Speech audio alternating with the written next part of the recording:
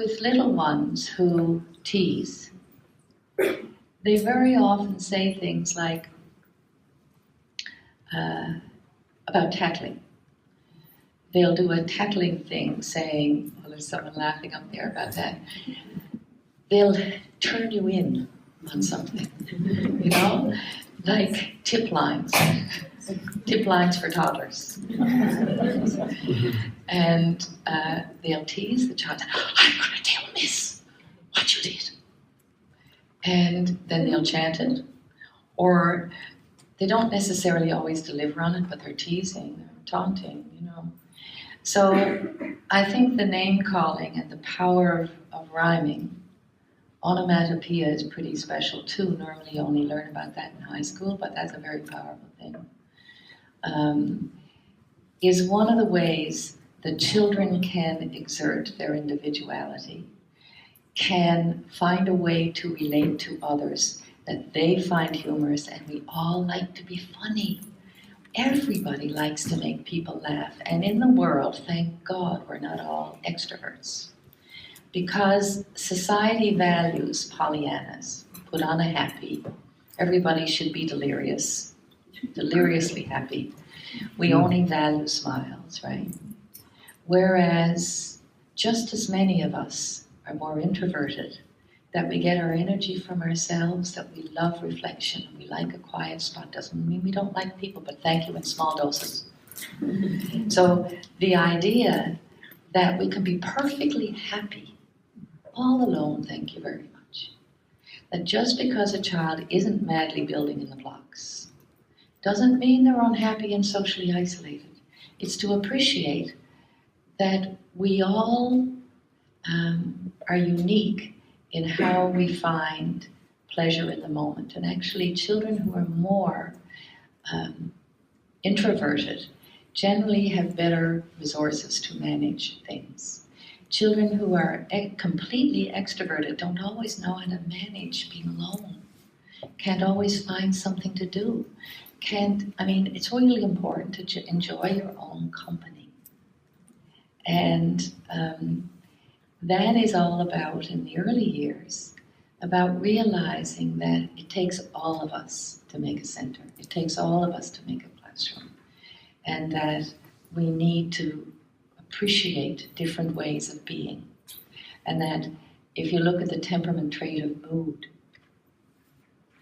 people assume that a smiling baby is a happy baby and that a more serious baby is not a happy baby. I say the serious baby is a philosopher king.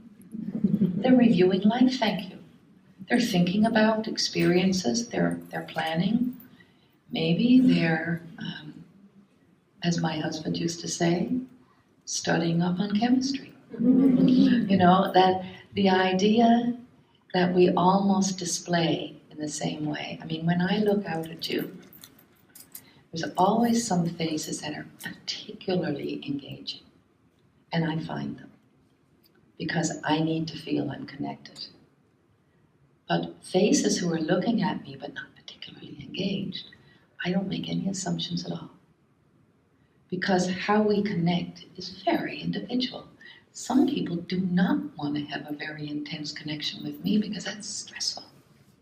She may ask me a question. Don't worry, I won't.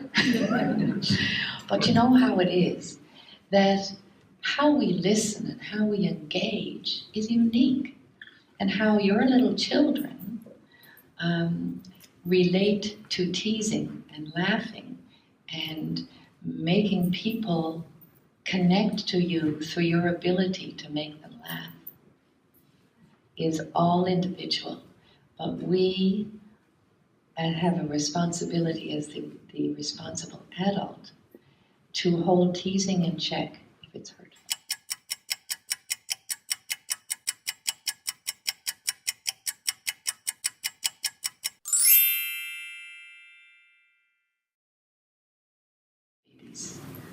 Some babies and toddlers love to be tickled, but they reach a point where they want you to stop.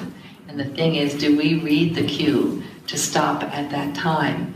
But it's all about engaging in humor and laughter. Tickling is a perfect example of how we might interpret playful teasing. You see parents with their children on the swings in the playground. I love to listen. I spend a lot of time the weekend on playgrounds, but what I'm really interested to see is the parents who engage with the children in verbal banter.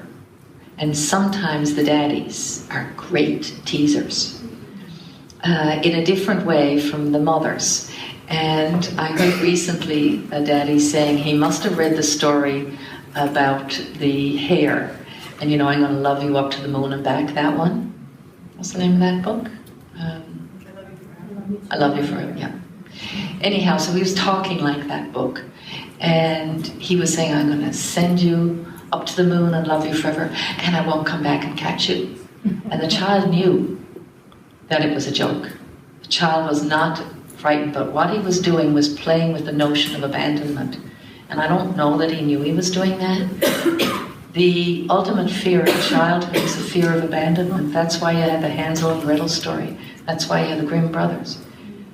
The fear of abandonment is primal. It's delivered with the placenta. It's huge. And, you know, we panic about losing our children. But children also, their fear is of abandonment.